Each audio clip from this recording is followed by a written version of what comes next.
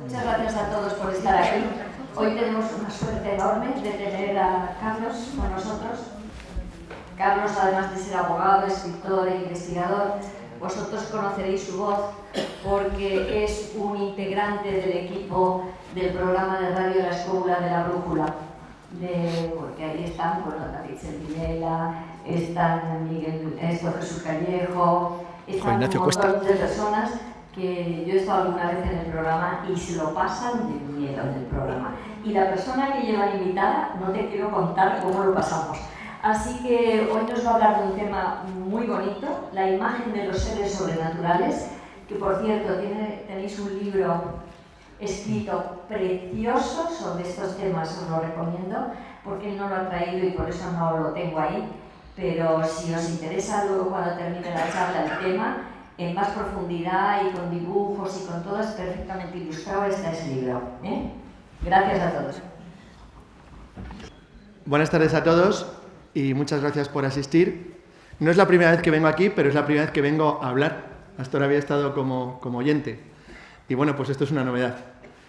Lo que voy a hablar es justo lo que pone ahí, la imagen de los seres sobrenaturales.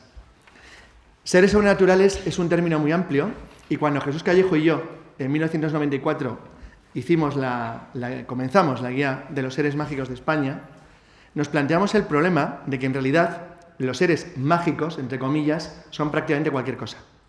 Porque en realidad estamos mezclando vivencia y conocimiento real, tradición, historia, nuestra propia experiencia y la estructura en la que se forman las leyendas, que es de lo que yo voy a hablar, básicamente.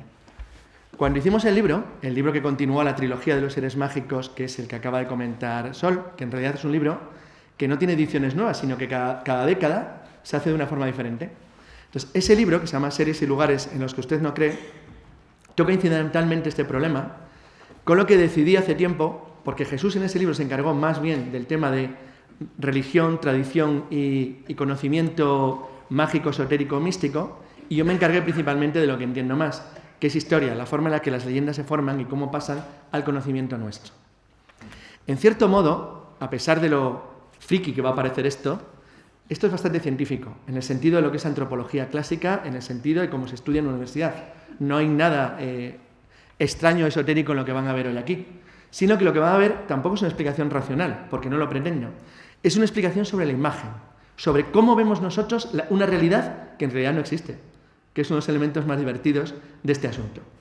Lo que tienen debajo es la clásica imagen de un Grey malo, el típico extraterrestre malote que salió y se hizo famoso en el mundo, especialmente a partir de Expediente X, pero que en realidad, como luego vamos a ver, tiene unos cuantos años más. Lo he cogido porque aparte que es una imagen muy conocida, es decir, es un estereotipo cultural, porque me servía muy bien para ilustrar un aspecto esencial de este asunto. Y es que determinados tipos de arquetipos mantienen su imagen a lo largo del tiempo y lo que van haciendo es que van cambiando en nuestra imagen según vamos evolucionando nosotros, o bien los vamos asignando identidades nuevas según va cambiando nuestro entorno de vida. Eso está tan íntimamente ligado al mundo de las creencias que creo que en algunos elementos se van a sorprender. Yo podría haber elegido un montón de seres mágicos, porque realmente, bueno, los seres sobrenaturales, como he dicho al principio, es algo amplísimo. Pero he decidido centrarme en algunos de los más famosos. Hombre, hay que empezar por el number one, el diablo. El diablo es el número uno. Eso que ven ahí es un clásico diablo. Es rojo, tiene pinta malo, dientes de malo y un tridente. Es la viva imagen del mal. Sin embargo, alguien podría decir que el diablo es así. Pues no crean. El diablo es así desde hace relativamente poco tiempo. El diablo antes no era así. El diablo tenía otras miles de formas. Básicamente porque el diablo fue ganando poder a través del cristianismo. En el cristianismo, el diablo se convierte en alguien extremadamente poderoso porque hay que confrontarlo a un Dios único. El asunto de la imagen del diablo cambia de manera radical con las religiones monoteístas. Sin embargo, como nosotros vamos a hablar hoy aquí, voy a hablarles solamente de cómo se ve en nuestra cultura, lo que quiero explicarles es que el diablo adquiere la forma que acaban de ver al principio de una manera muy lenta que empieza hace no más de 1000 años. Hasta hace 1000 años el diablo no era, como lo han visto, con un tridente rojo y malo, era cualquier otra cosa. Esto que están viendo aquí es el clásico demonio tal y como se empieza a formar a finales del siglo XI o XII. Este está en concreto sacado del manuscrito atribuido a Hermann el Recluso, un monje centroeuropeo, que fue el primero que le coloca uno de los elementos básicos de identidad al diablo. Le pone garras y cuernos. ¿Y por qué le pone garras y cuernos? Porque, bueno, son dos elementos clásicos de las bestias, de los seres malignos. Es verdad que parece un bebé con pañales, pero bueno, es una miniatura del siglo XIII y tampoco se le podía pedir mucho. He cogido este ejemplo como podría haber elegido cualquier otro más, porque a partir de los siglos XII y XIII el diablo va adquiriendo la forma clásica con el que nosotros le conocemos. Sin embargo, hay un problema, y es que hay dos categorías. Esta es la primera. Es un clásico demonio, está sacado de un cuadro italiano, flamenco, de 1454, muy conocido. En realidad, en el cuadro esta figura del demonio es muy pequeñita. Y fíjense en una serie de aspectos, de elementos fundamentales, porque intentan recordarlos para lo que va a ocurrir luego. Tiene alas, como si fuera un murciélago maligno, ya es rojo, tiene garras, tiene cuernos y tiene un aspecto que representa la maldad.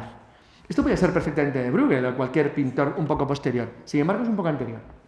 Bueno, esto quiere decir que a mediados del siglo XV, los europeos occidentales habían definido de manera simbólica o convencional una imagen clásica del diablo que empieza a repetirse en manuscritos, en libros miniados y, cuando aparece la imprenta, en libros de difusión ya general, y establece un modelo de diablo típico del siglo XVI, XVII, XVIII.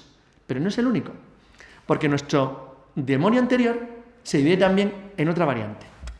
Esta variante es esta. Ahí tenemos al demonio tentando a San Wolfram, un santo alemán que le está sujetando un misal o una Biblia, pero nada, el santo no se deja vencer por el horrible demonio que tiene al lado. Atención al detalle, es verde, y es un reptiliano típico. Está cogiendo la imagen clásica de los demonios en la cultura occidental para los próximos 400 años. Pero fijaros, es ágil, es malo, pero se le ve poderoso, veloz y peligroso.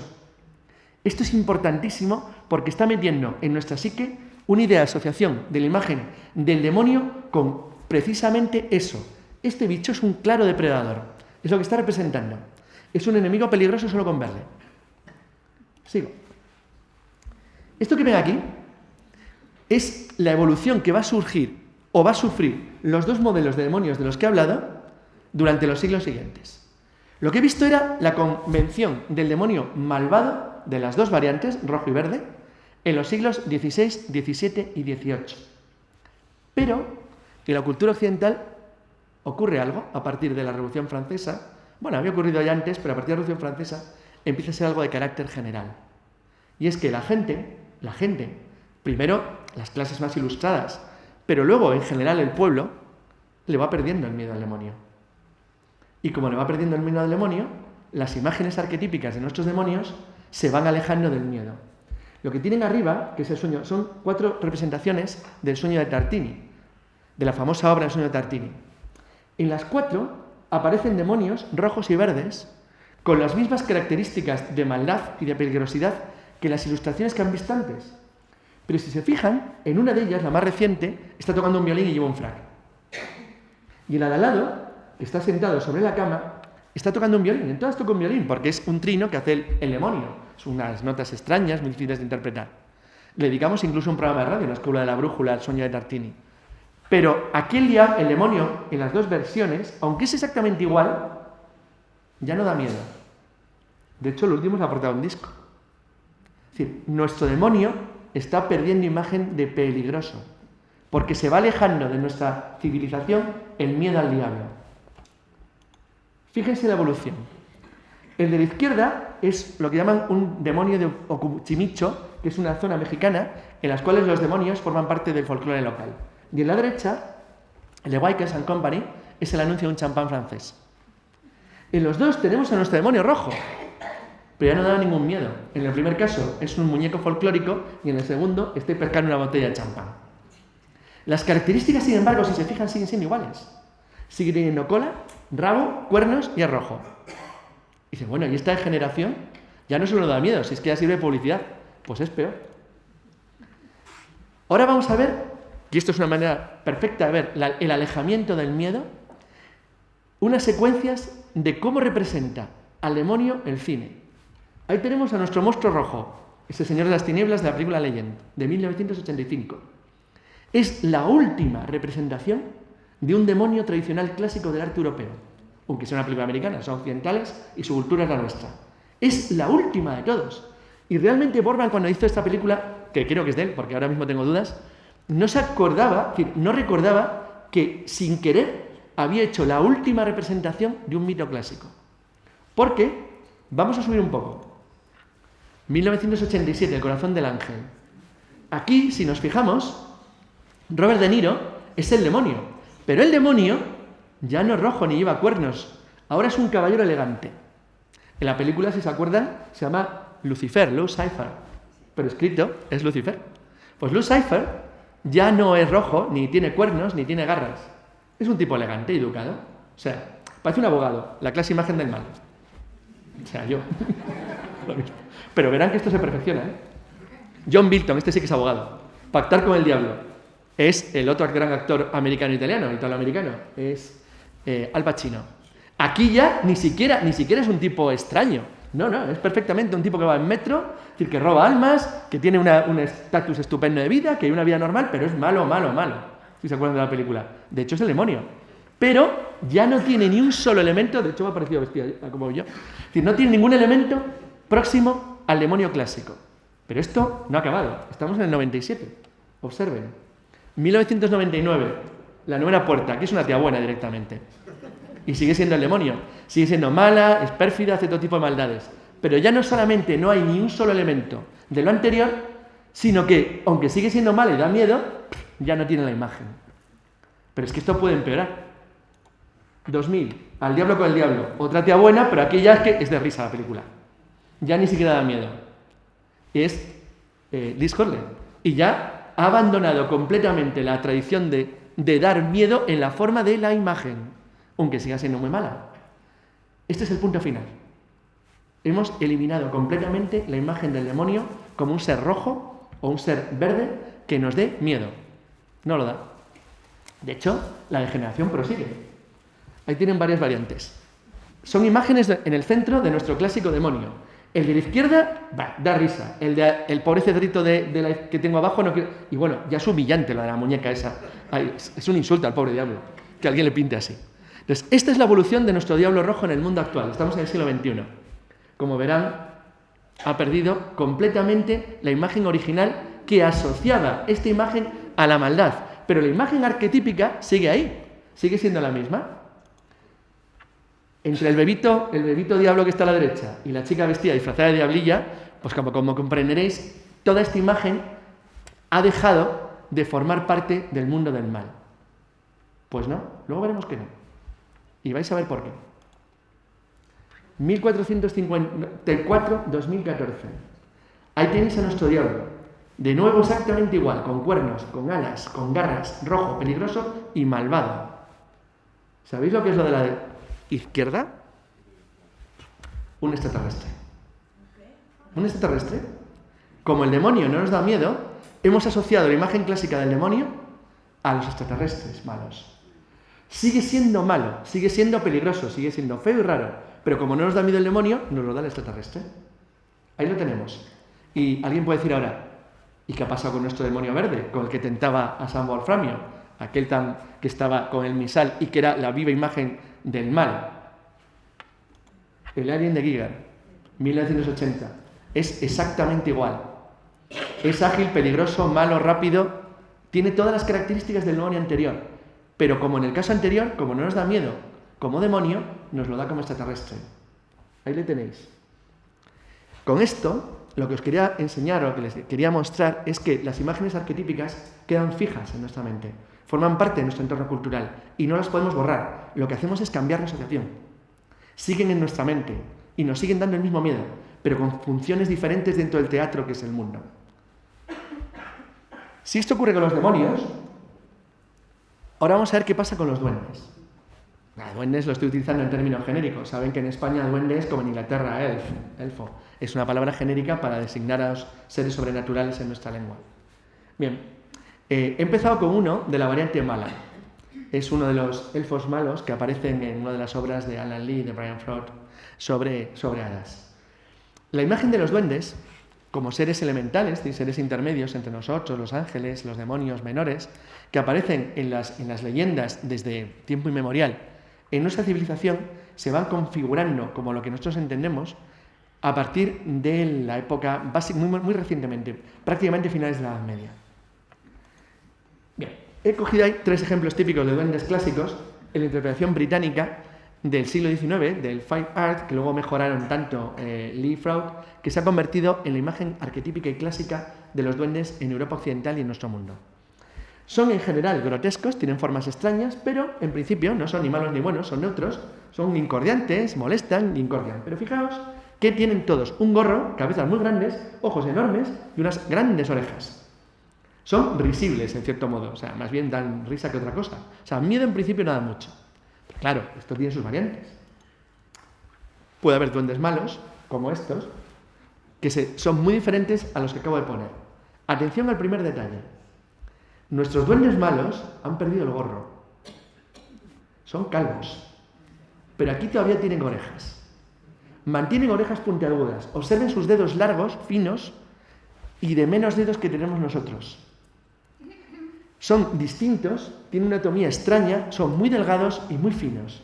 Se van acercando a una imagen diferente que es como si los modernizáramos, están tuneados. Los hemos ido quitando los elementos que dan miedo, pero les asignamos les hemos quitado los elementos que dan risa y les asignamos unos que empiezan a dar miedo. Si vamos a los duendes buenos, elegiríamos la variante infantil. Aquí hay un montón de duendecitos muy divertidos, muy graciosos, que están completamente humanizados. La única diferencia que tienen con nosotros, que les han puesto una especie de orejillas de elfo muy largas, pero son clásicos dibujos para niños, no dan miedo, son simpáticos y agradables. Pero tenemos luego la otra versión, la versión maligna. Estos empiezan a inquietar. Este todavía conserva el gorro, pero fíjense en este. Son de Leprechaun y de Apariciones, 2 películas, una película y 2 series de principios del siglo XXI. En los 2 casos, especialmente en el segundo, el duende ya da miedo. Está convirtiéndose en una especie de demonio. Empieza a tener unas orejas raras, los ojos muy grandes y negros, y empieza a ser un elemento inquietante. Esto está apuntando una derivación del pensamiento clásico de nuestros duendes para adaptarlos en la versión más maligna a algo que nos dé miedo de verdad. De forma que, como no nos vale, van cambiando de imagen. Déjense esta imagen un momento en la mente por lo que viene ahora. Ya los hemos hecho calvos. Ahora no tienen ni un pelo, de tontos ni nada, tienen pelo. Los ojos les han crecido y les hemos quitado las orejas. ¿Por qué? Porque tenemos que darles mentalmente una imagen moderna, entre comillas, del futuro, rara, distinta. Los duendes clásicos no nos valen, porque van vestidos de manera grotesca, tienen unas orejas frikis y unos gorros muy tontos, llenos de cascabeles. Nada, no nos vale. Entonces, lentamente, hemos ido cambiando la imagen arquetípica de los enanitos, que entran en las casas, que molestan, que hacen ruido, a los que hemos ido transformando para darles una forma de visión diferente. Antes de pasar, ustedes me podrían decir, bueno, esto es una imagen muy reciente, ¿no? Es una imagen muy antigua. Muy antigua. Lo que pasa es que luego verán que esa imagen antigua ha ido modificándose con respecto a lo que originariamente representaba y se ha ido adaptando a otra cosa. En 1311, Alonso de Valladolid, uno de los grandes sabios del reinado de Alfonso XI de Castilla, escribe un libro que se llama Tratado contra las Hadas, que se conserva en la Biblioteca del Escorial. Tratado contra las Hadas es un libro en el cual se prevenía a las buenas gentes del reino de Castilla contra las acechanzas de magos malignos que habitaban en los bosques y las cuevas y las grutas. Una de las cosas que hacían es que sabían que determinados duendes, por llamarlos de esa manera, con una forma genérica, pequeñajos, cabezones y feos, secuestraban a personas y se las llevaban a cuevas de luz, donde las sometían a todo tipo de extrañas manipulaciones. ¿A qué les suena? Pues cada uno lo interpreta con el mundo en el que tiene. Entonces, era un tratado contra hadas, hadas también utilizado como término genérico.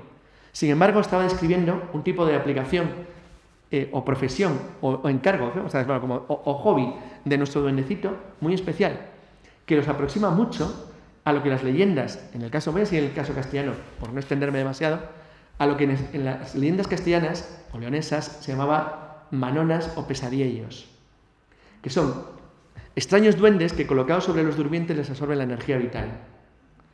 Eso en Alemania, porque es una tradición probablemente que llegó a España probablemente con los godos o en algún momento de la Baja Edad Media o Alta, absorbió típicas leyendas celtas y latinas de la época y confundió en un tipo de variante de lo que luego en algunos pueblos de Castilla-La Mancha o Castilla se llaman manonas, son manos que andan solas, o eso está en todo el folclore de Europa Occidental, lo pueden encontrar en Francia, en Alemania, en Inglaterra, en Irlanda. Es curioso, la palabra elfo y la palabra alf, pesadilla, tienen el mismo origen.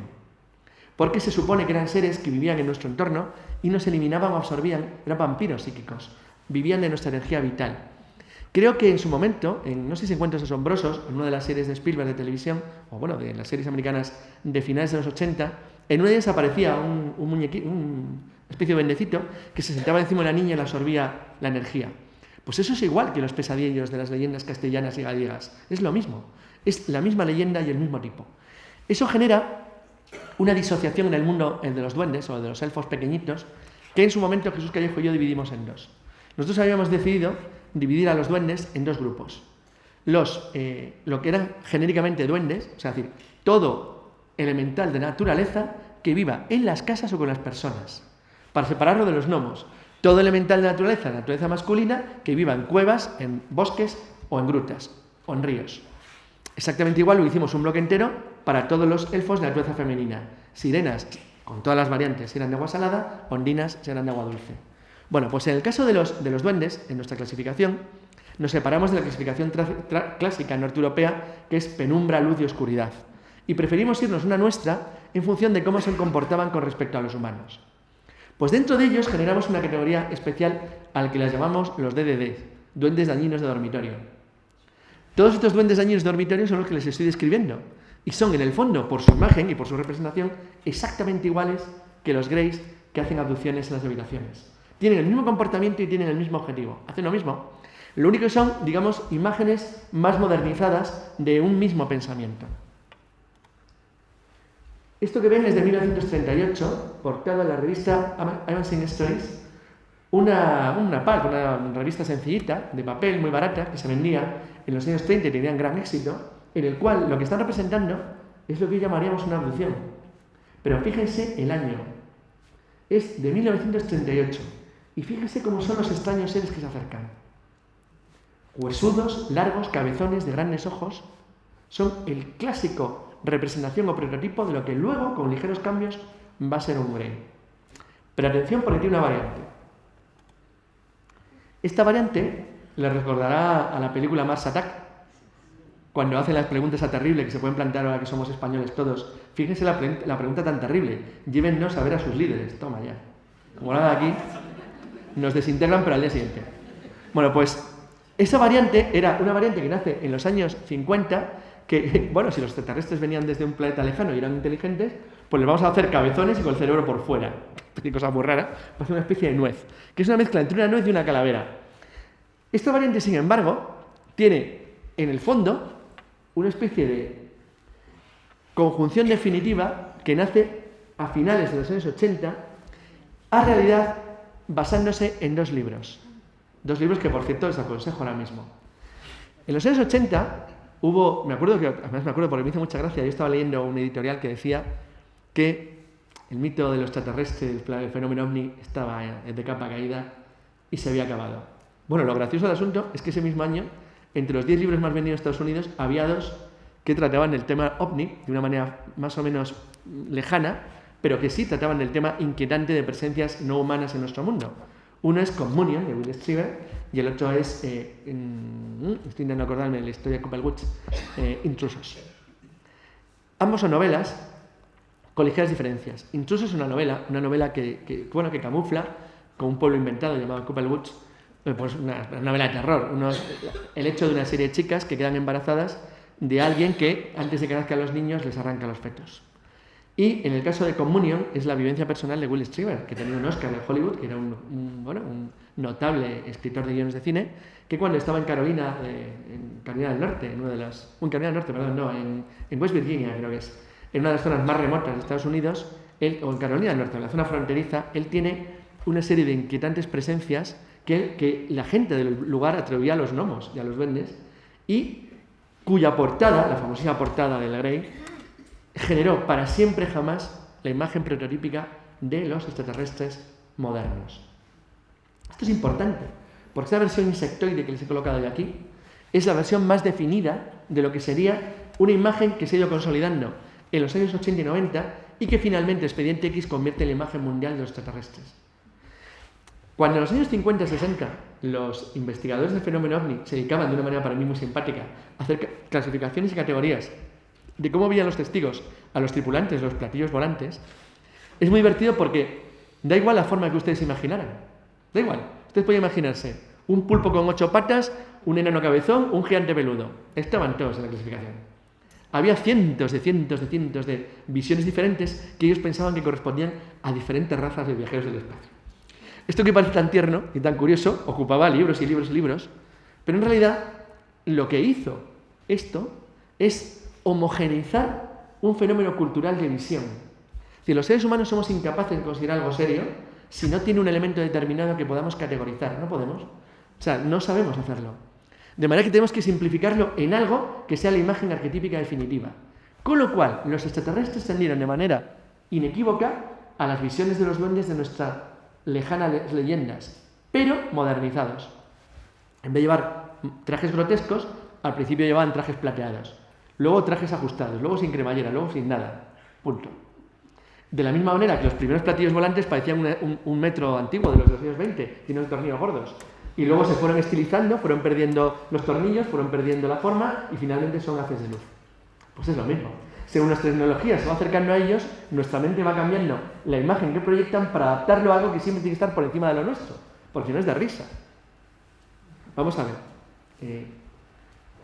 En los años 60 estaba muy de moda, porque se veía mucho, encuentros de platillos volantes que querían saber algo de nosotros. Entonces secuestraban seres humanos y los metían allí y se los llevaban. O cogían lechugas, hay casos de platillos volantes cogiendo lechugas o plantas.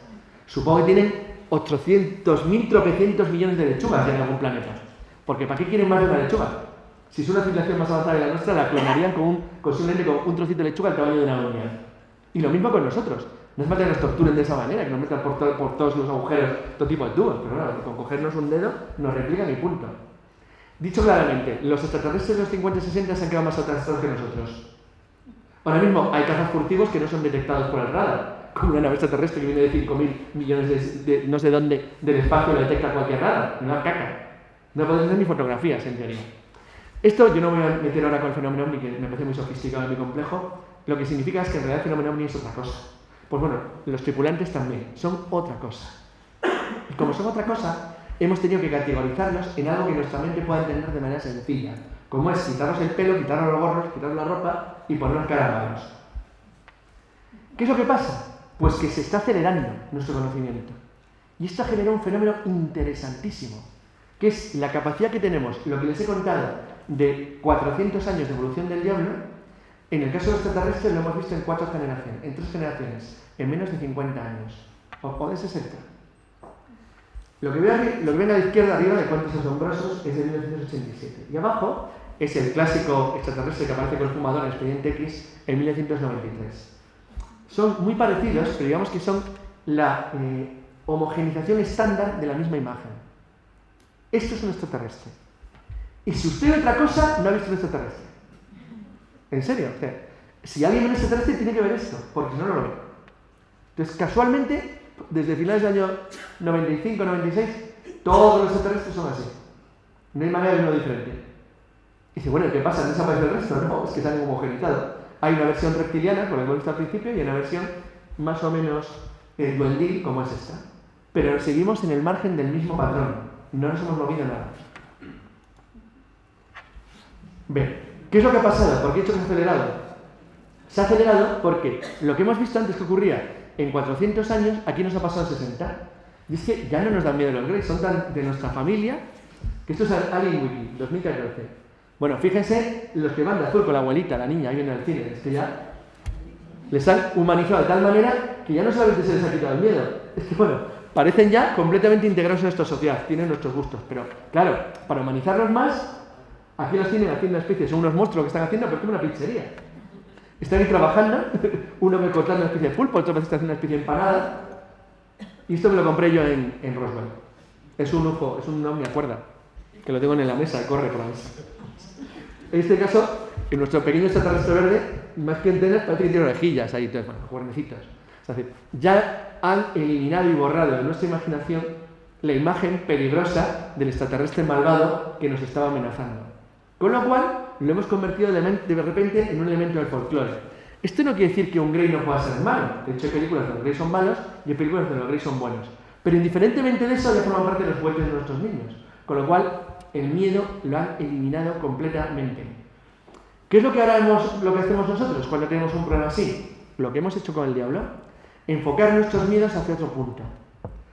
Cargar la carga negativa que tenemos de determinados seres en otros seres. Y por eso he invitado a nuestro último bloque a mis queridos reptilianos, que hagan un juego. ¿Qué seríamos sin los reptilianos? Bueno, los reptilianos son los que están de moda ahora mismo.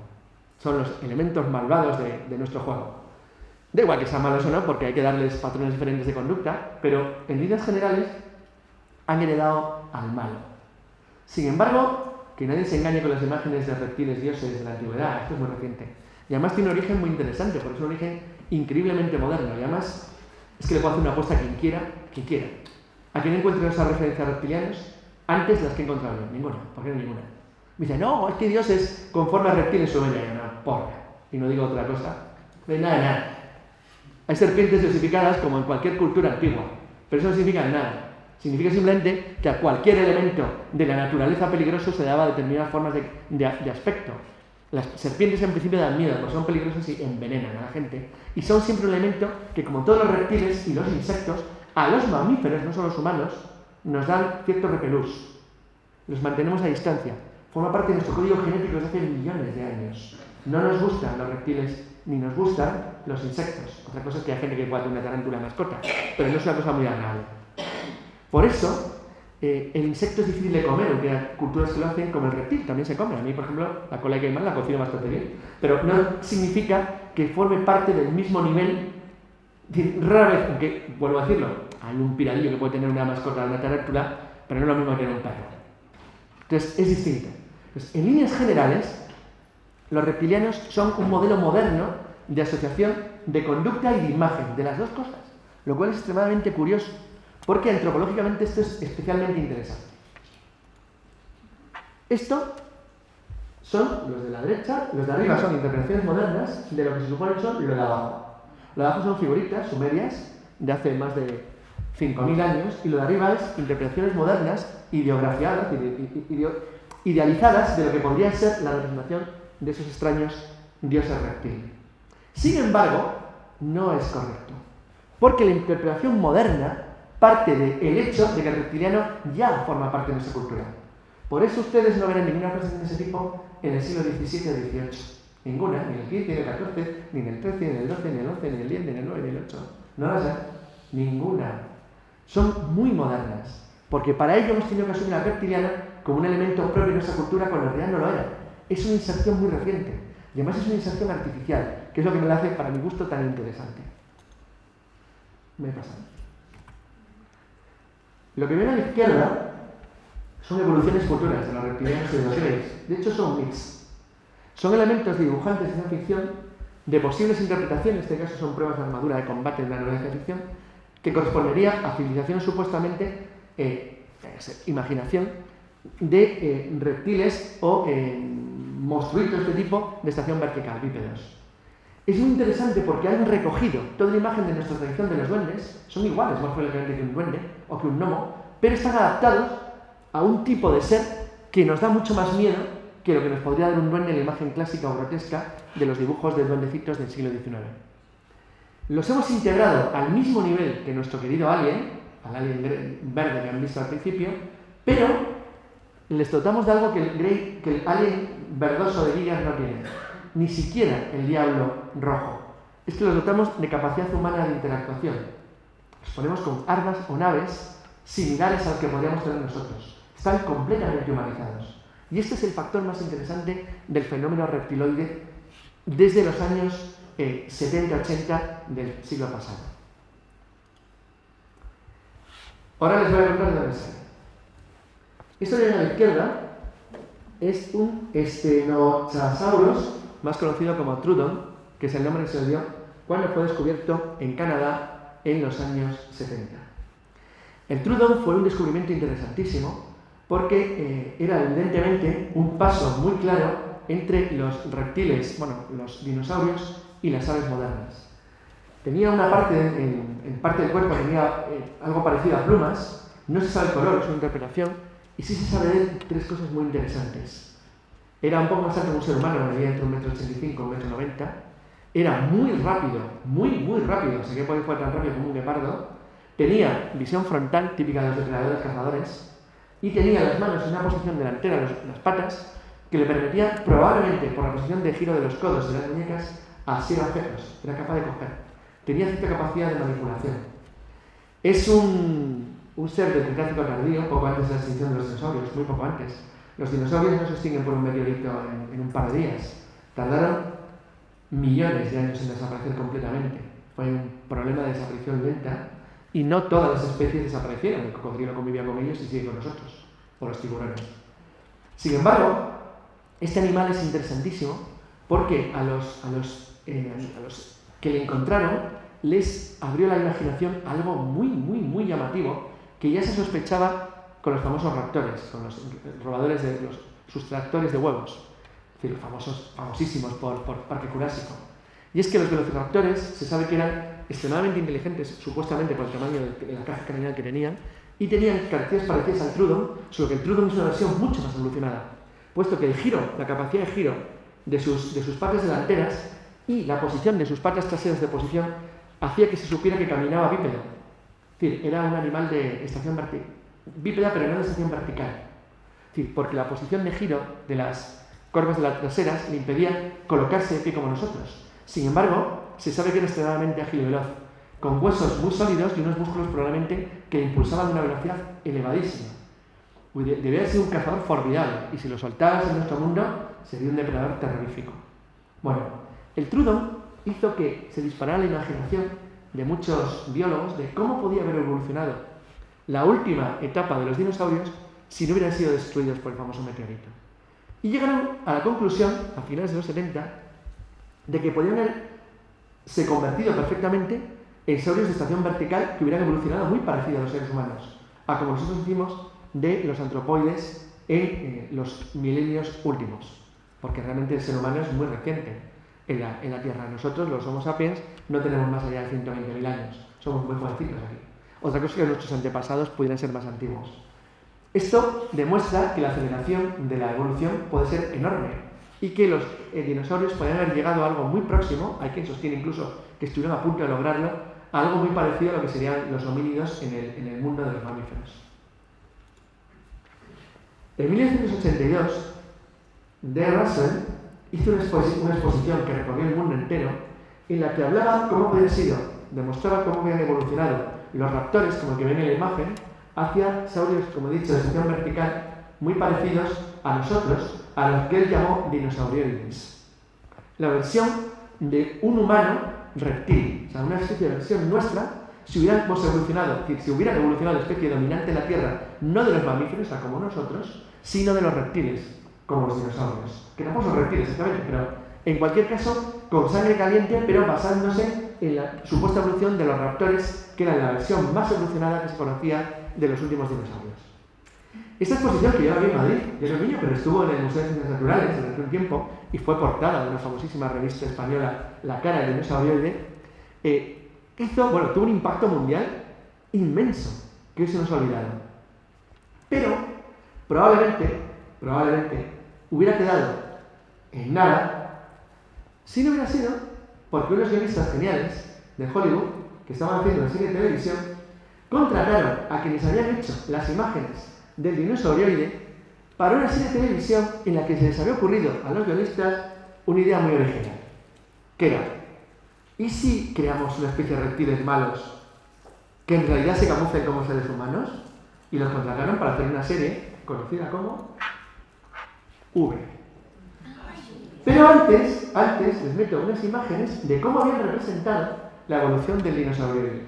En la exposición aparecía junto a pequeños reptiles y luego habían hecho una interpretación del dinosaurio cazando en la sabana como si fuera un homínido antiguo y finalmente acababa como si fuera un cazador moderno similar a un ser humano y leyendo un periódico en un restaurante. Bien.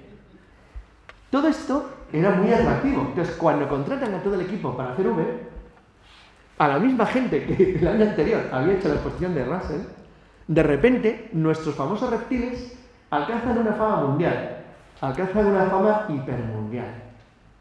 De repente se convierten en las estrellas del mundo ufológico. Miren que V no es una película de ovnis, una película de extraterrestres malvados que invaden la Tierra. Pero generan de golpe una imagen inquietantísima de que, ¿y si hay seres que se pueden camuflar como nosotros, pero que en realidad tienen debajo, ocultan debajo un reptil? Bueno, el impacto sobre la civilización occidental de la imagen de los dinosaurios, bueno, de los reptiles, ocultándose bajo una imagen aparentemente humana, fue importantísimo. Porque llenaba una laguna que nos faltaba para colocar dentro de nuestro mundo algo que siempre nos ha gustado tener, que son teorías de conspiración más o menos defendibles. Pero esto, curiosamente, no se les había ocurrido a ellos. Dice, bueno, como los de V tuvieron esta idea tan ingeniosa. Los de V simplemente eran gente culta, que leían, y se dieron cuenta de que había una mina en 2 libros completamente olvidados, que estaban totalmente perdidos. Este señor es Charles Derens, es francés, y en 1907 escribió un libro que se llamaba Le Peuple du Pôle, el pueblo del polo, que se lo aconsejo a todos, porque es buenísimo. Él cogió, es una novela de ciencia ficción que está en español, fue editada por la colección Última Thule, que creo es de Anaya, la eligió Javier Aranda, que es un gran especialista en ciencia ficción, y esta, señores, es la serie, la novela, que crean los reptilianos. No existía. Los crea Charles Derens en 1907. Y los crea cogiendo una idea de una novela anterior que él mezcla. La novela anterior es mucho más conocida, se llama The Race to Come, La raza que nos suplantará, y es de un autor muy conocido, Walter Lighton, el creador de Los últimos días de Pompeya. Él estaba muy próximo a la teosofía orientalista y escribió a mediados del 19 esta novela que se desarrollaba en un supuesto reino subterráneo dirigido por una estirpe de seres humanos, pero mucho más poderosa que nosotros, a los que les da un nombre sánscrito, los Vril-ya, los poseedores del Vril. El Vril, la fuerza en sánscrito, tuvo tanto éxito que impregnó de manera muy profunda algunas corrientes teosóficas de finales del 19, hasta el punto que todas las historias que han oído del Vril, la sociedad del Vril, eso no existía. Se copia entero de una novela del siglo XIX. Esa novela establecía la supuesta existencia de una raza subterránea bajo la Tierra tan poderosa que nos suplantaría en el momento que nosotros cometiéramos un error para convertirse ellos desde su mundo de sombras, en el interior de la Tierra, en los dueños del mundo. Pero Charles Derens, en 1907, le da un matiz diferente muy original, porque mezcla algo que estaba muy de moda. Y es que a principios del siglo XIX solo quedaban 2 lugares inexplorados en la Tierra, el Polo Norte y el Polo Sur.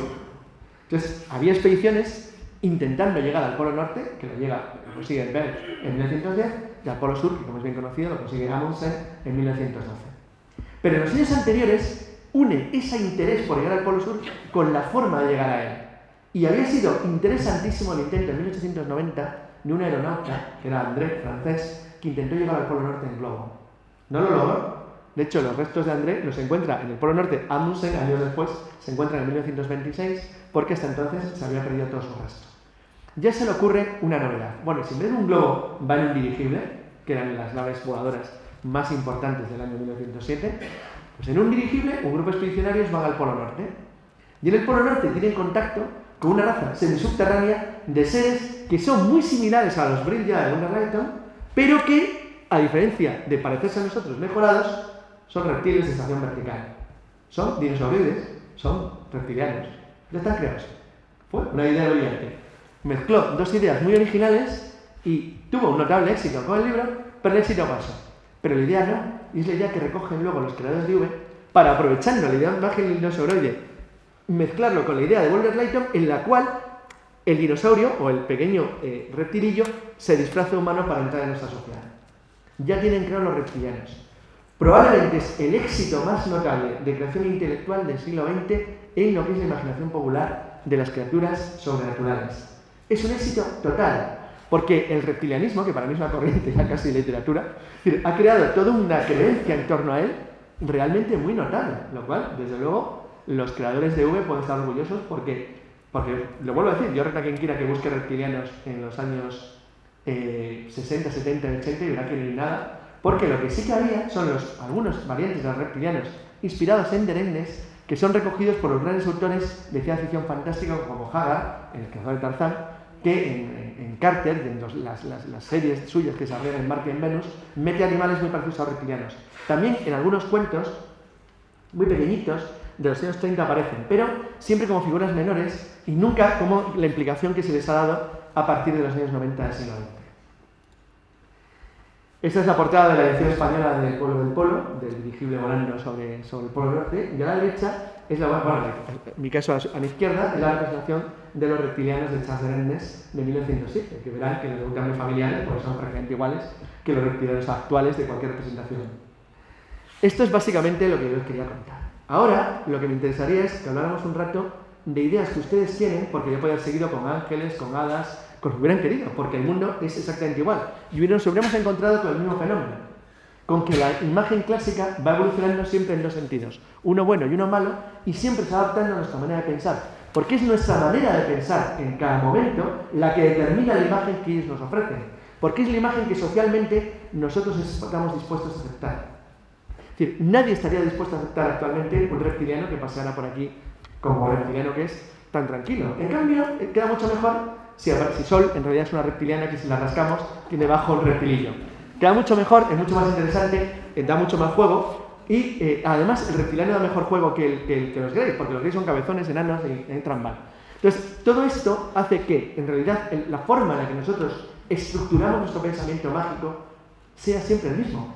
Son cadenas de valores y elementos de arquetipo que nosotros vamos cambiando en función de nuestra manera de pensar.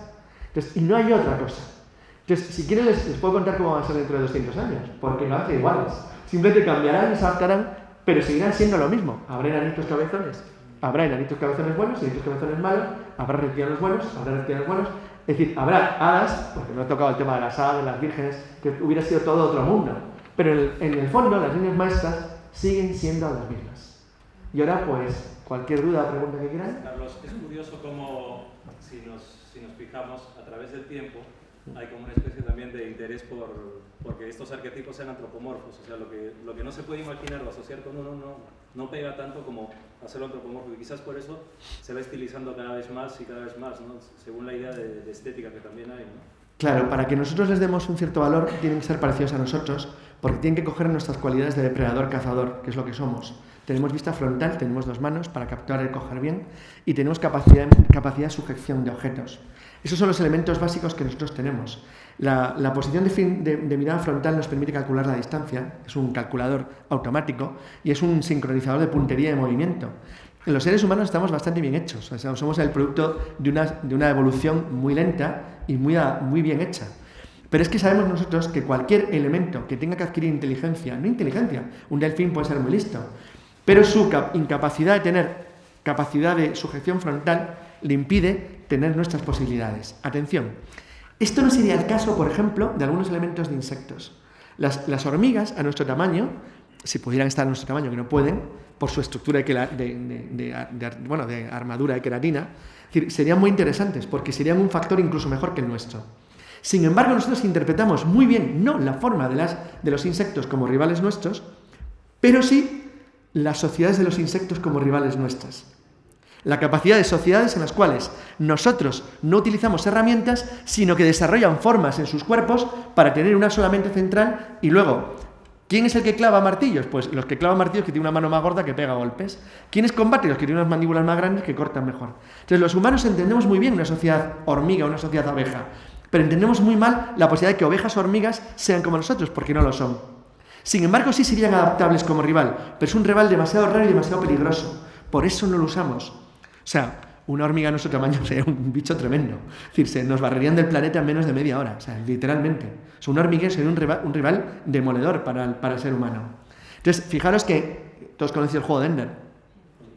El juego de Ender se plantea muy bien porque es el enfrentamiento entre inteligencias centrales frente a inteligencias biológicamente disociadas, como somos nosotros.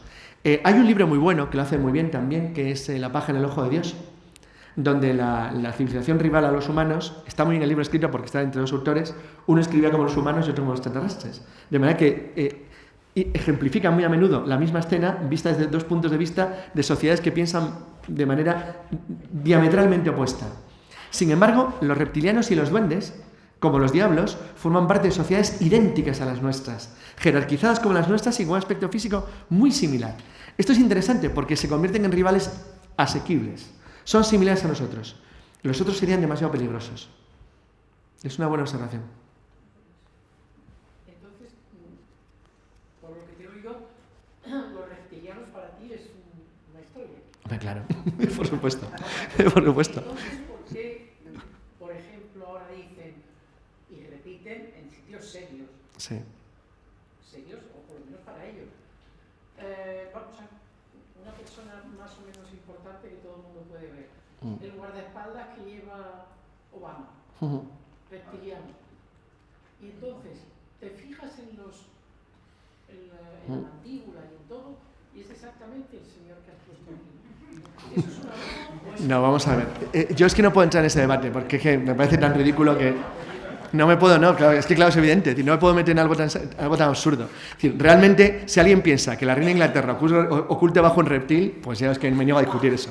O sea, es evidente que no voy a entrar en eso. Hay una cosa que es evidente. Así que digo que evidentemente no pienso entrar a discutir si la reina de Inglaterra oculta bajo un reptil. O sea, no.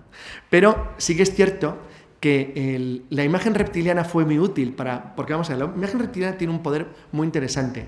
Y es que, como contaba yo al principio, es fácilmente explicable.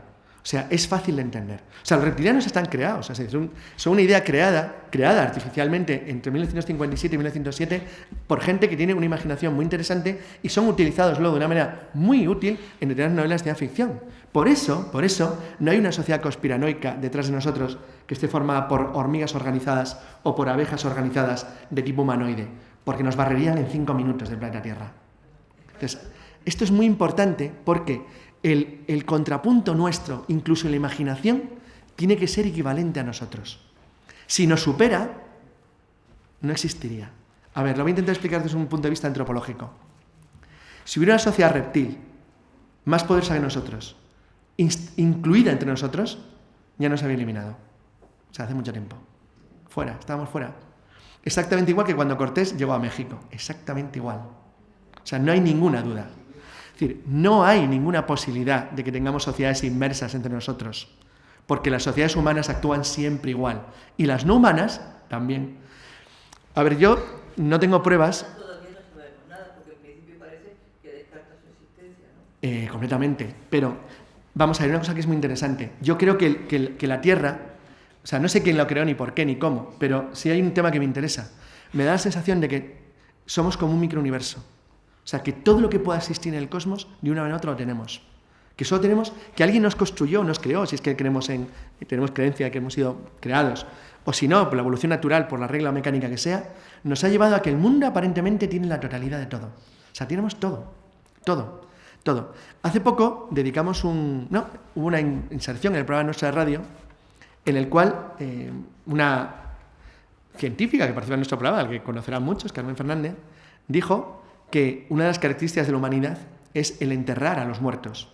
Es decir, el creer en un más allá que te lleva a enterrar. Y que cuando se descubre una civilización que entierra sus muertos, un homínido que entierra sus muertos, se entiende automáticamente por los antropólogos que es un homínido muy evolucionado. Entonces yo le puse un ejemplo muy curioso. El ser humano no es el único animal de la Tierra que entierra sus muertos. Hay 2 especies de hormigas que entierran a sus reinas. Pero es que una reina hormiga de esa especie vive 15 años y es un bicho de este tamaño. Es el equivalente proporcional a que si nosotros viviéramos 1400 o 1500 años. Una hormiga vive 3 años.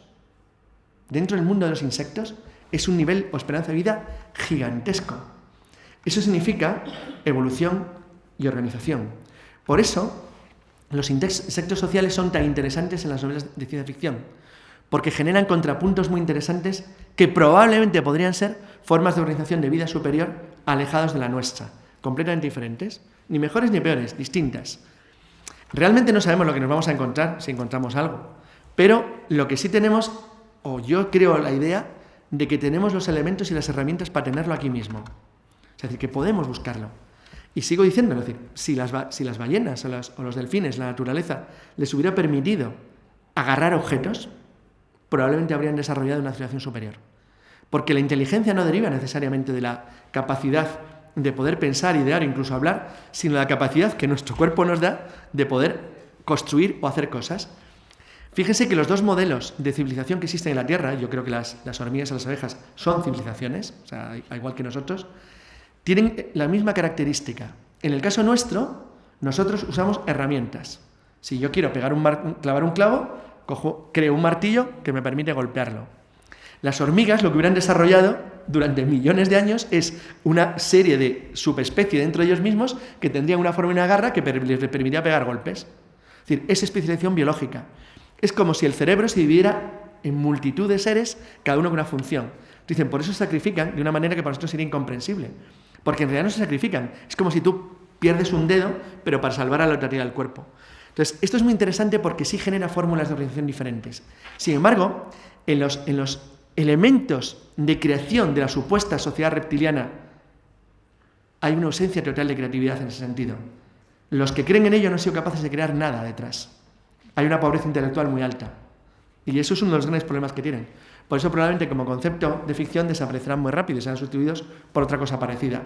Porque no han sido capaces de crear un modelo de sociedad interesante. No lo hay. O sea, hay novelas de ficción mucho más interesantes que lo que sostienen los que creen en reptilianos. Que realmente no creen en nada. O sea, no hay nada detrás. Es muy pobre desde el punto de vista intelectual.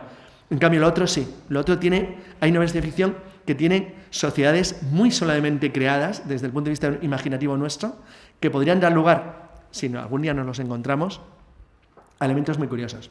Un ejemplo. Hace unos ya 40 y tantos años, más, casi 50, y sin casi 50 años, la NASA fue un proyecto abierto muy conocido que se llamaba LINCOS. Era una serie de protocolos básicos de comunicación extraterrestre. Es decir, si nosotros nos encontramos con una civilización extraterrestre, ¿cómo serían? O sea, ¿cómo nos comunicaríamos con ellos? Hay una versión muy conocida, que es la que utiliza Spielberg no me acuerdo de la película, en la de la musiquita, que es un sistema de código matemático. Bueno, eso, encuentros en tercera fase. El LINCOS era un modelo matemático de comunicación simbólica basado en el elemento de la naturaleza esencial, 0,1. 0,1 es la base de toda la estructura matemática. Nosotros utilizamos sistemas de codificación mental en base 10, porque tenemos 10 dedos. Simplemente por eso podemos trabajar en base 8, en base 7, en base 6. De hecho, matemáticamente se puede hacer. Pero los humanos tenemos la tendencia natural a contar en base 10 porque es como nosotros tenemos la estructura nuestra de contado. Si nuestro mundo fuera un mundo hormiga, probablemente las hormigas se cree que calculan en base 6 sus construcciones y sus movimientos, que es el número de patas que tienen. Entonces, esto que parece una tontería no lo es. Es decir, las civilizaciones, cualquier civilización que nos encontremos, lo primero que habría que establecer como número mínimo o elemento de comunicación básico es en qué estamos hablando. Y siempre hablaríamos en un ritmo matemático, en un ritmo, un mundo de ceros 1, porque es lo que crea y forma nuestro universo. Por eso es tan interesante las matemáticas como elementos de construcción civilizatoria. Y por eso el mundo de los que creen los reptilianos es tan pobre. Es decir, porque no tiene nada detrás. Entonces debería tener algo, algún elemento intelectual, y es que no lo hay, joder. Que es lo que les he hecho en falta, joder, tienen que ser un poco más imaginativos. Sí, quería preguntarte qué opinas de los androides, la inteligencia artificial, que suponen una amenaza para nosotros y en todo caso, ¿en qué consistiría esa amenaza o a qué tenemos miedo exactamente? Jo, qué buena pregunta. Es que ese es el elemento que habría que haber añadido al final de todo esto. Androides. ¿Alguien sabe lo que es la teoría del valle extraño? Sí. Pues es que es lo que acabas de preguntar. Pues para que no lo sepa, lo contamos brevemente, porque tú ya lo sabes, veo. La teoría del valle extraño es una teoría que nace en los años 80, que intenta explicar cómo será la evolución de los seres humanos en la Tierra en función de la imagen que nosotros tenemos de las máquinas. Vamos a intentar simplificarlo. Hay quien cree que nosotros vamos a ser heredados por robots. O sea, que las máquinas nos sustituirán. Y hay quien cree que nos integraremos en las máquinas, que las máquinas serán nuestra única salida al futuro. O eso, o nos moriremos aquí. Y voy a intentar explicar por qué. Eso, y no los reptilianos, es evolución. Seguro que de estropianismo han oído hablar, por lo menos de la palabra básica. El estropianismo, como el transhumanismo, es la idea de que los seres humanos podemos evolucionar hacia otra cosa. Eso se basa en el descubrimiento de algo que todavía no tenemos, que es el descubrimiento de que la conciencia puede ser separada de la mente. Eso se llama descarga en el mundo estropiano, que es la capacidad de que nuestra mente o nuestra conciencia alma pueda ser replicada o grabada en elementos sinápticos, es decir, en máquinas. Es decir, que nosotros pudiéramos transportar nuestra conciencia a una máquina con aspecto humano o no. ¿Y por qué no para colonizar Venus no transportamos nuestra conciencia alma a una especie de robot con 8 patas que se mueva mejor por sus terrenos que están a 500 grados? ¿O por qué para ir a Marte no trasladamos nuestra conciencia alma a robots capaces de moverse en una atmósfera muy pobre como la marciana? Esto es lo más probable. Es decir, esos son los que sostienen que seremos no eliminados por los robots, sino que nosotros mismos nos convertiremos en máquinas en un futuro no muy lejano. Esto tiene la parte contraria, que es, si no hacemos esto rápido, hay quien sostiene que las máquinas nos reemplazarán, porque nos considerarán un virus si son capaces de tomar conciencia. Ese reemplazo puede ser amistoso, que es lo que sostienen muchos autores de ficción, es decir, las máquinas ven que somos un puñetero desastre y dejan que nos extingamos, pero nos quieren porque los hemos creado, o nos eliminan, que es el caso de Skynet, porque somos un virus que les molesta. Es decir, yo estoy más cerca del primer asunto que del segundo. Es decir, creo que los robots nos van a sustituir, vamos a ser máquinas, vamos a extinguirnos y seremos sustituidos por máquinas. Pero no por máquinas que nos sustituyan, es que seremos nosotros las máquinas. No nos eliminarán. Es decir, serán nuestra creación, seremos nosotros mismos. Esto va a plantear un problema en los próximos 50 años. Yo no sé si los seres humanos lograremos la famosa descarga estropiana o no. Si conseguiremos ser capaces de disociar la imagen, la mente o alma, como lo queramos llamar, de nuestro cuerpo. Lo que sí sé que estoy seguro es que por el camino que van gente como Dressler o Venter, Craig Venter o Eric Dressler, en menos de 50 años habrá gente que tal vez se pueda hacer inmortal. Eso genera un gran problema, aunque solo sea desde el punto de vista de la enomia, que es el estudio matemático o económico de la inmortalidad. Si el mundo empieza a tener problemas porque somos muchos, ¿qué pasará cuando una parte de la humanidad no se muera? Esto es la mayor revolución, obviamente, desde que estamos en la Tierra, porque partirá la humanidad en dos, los mortales y los inmortales. Y no hablo del transporte de nuestra conciencia a máquinas, sino de la creación de nosotros mismos con cualquier aspecto a lo que ustedes han podido ver. Es decir, la elección de cualquier cosa que pueda ser capaz de soportar nuestra conciencia alma, o incluso la creación de copias similares de nosotros mismos. Imaginemos, esto es pura ciencia ficción, que yo consiguiera hacer un backup de mi personalidad mente-alma y guardarlo en un disco duro, aquí. Inserto en copias clonadas de cuerpos físicos sin más, mi alma en 12. Hasta esta fecha tendrán mis recuerdos, memoria, pero esos 12 llevarán luego mi vida por 12 caminos diferentes hasta a partir de una fecha. ¿Se podrían luego juntar y rebobinar de nuevo para crear un alma-conciencia junta? No tenemos ni idea. Habría unas posibilidades. Es tan raro, es tan extraño. ¿Y si yo puedo en el futuro inyectar millones de nanomáquinas de inteligencia artificial capaces de corregir mis células deterioradas, corrigiéndolas, adaptándolas para que nunca mueran? Me estoy metiendo en el elixir de la eterna juventud. Es decir, nunca me moriría, porque me crearía permanentemente estructuras mías replicadas. Y al revés, que es el tema de la película Virtuosity. Y si unas máquinas alcanzan inteligencia y capacidad de conocerse a sí mismas, y tienen a su disposición nanomáquinas capaces de actuar sobre la estructura atómica de las cosas. Eso es lo llamado el brazo universal de von Neumann. Por eso, todo esto es pura fantasía. Porque esto es lo que no lo es. O sea, una ciencia avanzada, no muy avanzada como las de los reptilianos malvados que están debajo de la reina de Inglaterra. No. Una ciencia avanzada, solamente 40 o 50 años por delante de la nuestra, probablemente sea capaz de hacer cosas como esto. Si alguien creara el brazo universal de von Neumann, que se definió en los años 50, ha conseguido tener la llave de la herramienta del cosmos. El brazo universal era una máquina capaz de alterar la estructura atómica a ese nivel. Si yo combino con microrobots programados moléculas de oxígeno con moléculas de hidrógeno, estoy creando agua en el aire. Si yo soy capaz de combinar máquinas capaces de construir por alteración atómica la materia, puedo construir edificios que construirían máquinas robots solos en el tiempo, sin ningún problema. Pero exactamente que hacen eso, podrían construir réplicas de personas, podrían replicar mi brazo, porque lo construirían alterando la materia a escala atómica. ¿Cuál es el problema? La energía que eso gasta. Sería algo inimaginable dentro del punto de vista actual, pero no dentro de un punto de vista del futuro. Consecuencia. ¿Y si la inteligencia artificial que nosotros creamos es capaz de acceder a inteligencia artificial capaz de manejar la materia a escala atómica? Pues un robot podría construir una persona y entrar en nuestro mundo. Eso sí que es ciencia ficción. Y eso sí que es real y peligroso, no la existencia de reptilianos. Es decir, eso sí que es una civilización avanzada. Estoy hablando de máquinas capaces de entrar en nuestro universo. Bueno, pues eso es lo que Jesús y yo, por ejemplo, sostenemos que es el fenómeno ovni, la teoría de la intrusión. Estructuras que en un punto son capaces de alterar la materia a escala atómica. Por eso aparecen y desaparecen. Por eso los ovnis tienen 3 características que le decía yo un día a Javier Sierra. Ni son objetos ni son voladores. Ni son identificados. Y por cierto, los ovnis no van a ninguna parte. No van a ningún sitio. Entonces, ¿qué tipo de naves voladoras son esas? No son naves voladoras, son otra cosa. Entonces, bueno, pues esto es lo mismo. Eso sí que es una civilización avanzada. Entonces, a tu pregunta, la teoría del valle extraño es porque hay quien considera que los seres humanos vamos a querer que los robots se parezcan a nosotros, porque nos parecerán más amistosos. Ejemplo, los robots que este año en Japón empiezan a atender en hoteles. Solo tienen el cuerpo de mitad para arriba, pero atienden en hoteles y se parecen a nosotros, porque la gente piensa que un robot que se parezca a nosotros es más amistoso. Pero por otro lado están los que piensan que si el robot se parece demasiado a nosotros, nos dará miedo, porque será mucho más perfecto, que es la teoría de Blade Runner. Es decir, los robots son máquinas, y las máquinas son elementos utilitarios.